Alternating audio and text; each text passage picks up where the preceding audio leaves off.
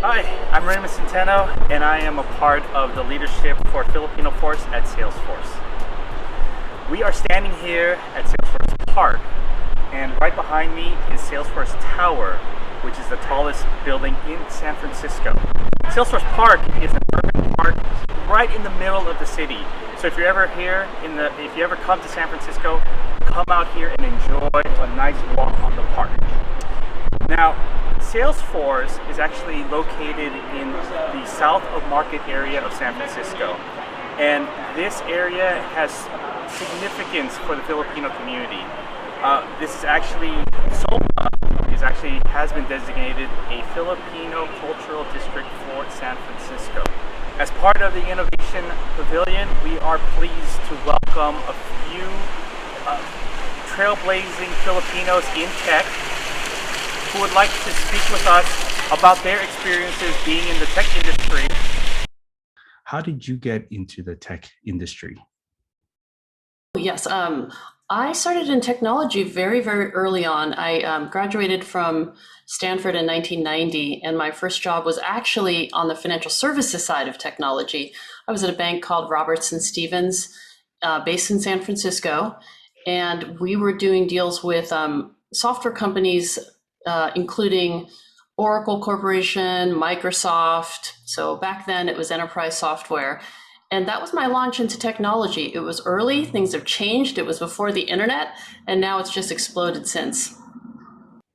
So I started my journey 20 years ago as a programmer for Accenture in the Philippines. I started with every intention of working for 2 years and pursuing further studies. So it was meant to be like a placeholder in my long-term career journey.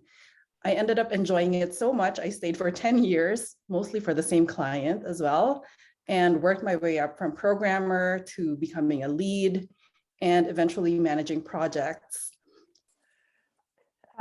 When I was growing up in Manila, maybe like a lot of you're made to sing and dance. And, I could not carry a tune. They said I had to go into pressure cooker because I was dancing so hard. So that wasn't for me. As you're going into medicine, I would almost fainted when they were drawing blood. So I knew that wasn't for me too. My family was in marketing, and that, being able to have good ideas about selling soap or shampoo, I was really bad at it. But, when I was doing my math books, I was just so engaged. When I took my first computer science courses, I also would come home and just finish my project after a college party. So I just knew that this was very interesting to me. And so that's how I got into tech. Do you have any recommendations for Filipinos interested in entering the tech industry?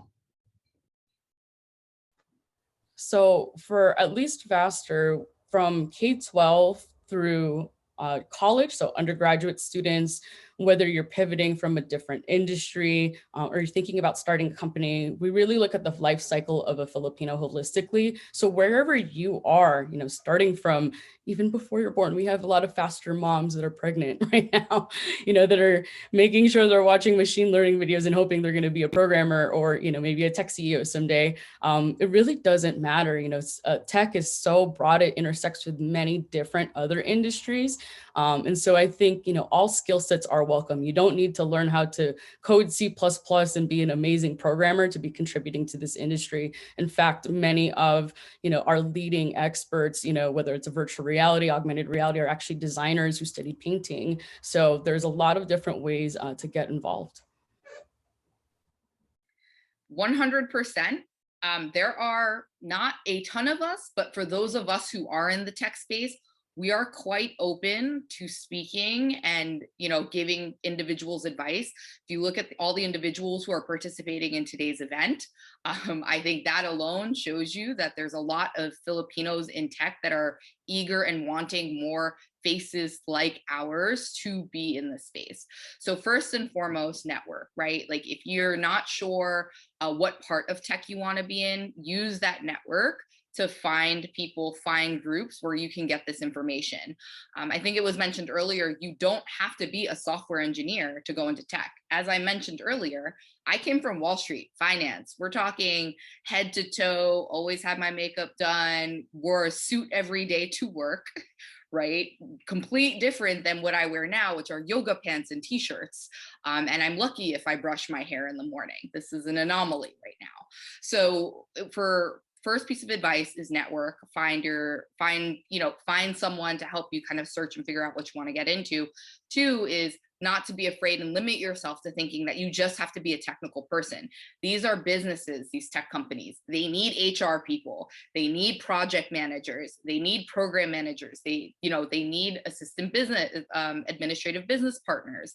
Like, it's not just a software engineer. So that's my second piece of advice is you can find your space in the tech world if you just need to dig a little bit and do a bit of research. What does Filipino mean to you? Oh, that's such a good question. I think the best word for Filipino is my favorite word is bayanihan. And it's just helping each other. Being Filipino definitely means family to me. I feel like no matter where I go, I find family. Family. It's just a summation of all my experiences from the day I was born, where, I was made to sing and dance in front of my family, having the bond of my, my sisters and friends. And I think there's no way to describe it, because also it's very different per person, but it's really just a summation of everything that I've been through. I think Erin said it best when she mic dropped, family. For me, it's not just about my immediate family. I am very close to them, but it's amazing to me that anytime I go anywhere, if I see a Filipino, we do that look and it's over. Filipino means everything to me, but just to get into more detail, kababayan, togetherness, knowing that people are always going to be there for you when you're down. I think family and togetherness, even if they're not blood family, even if they're chosen family.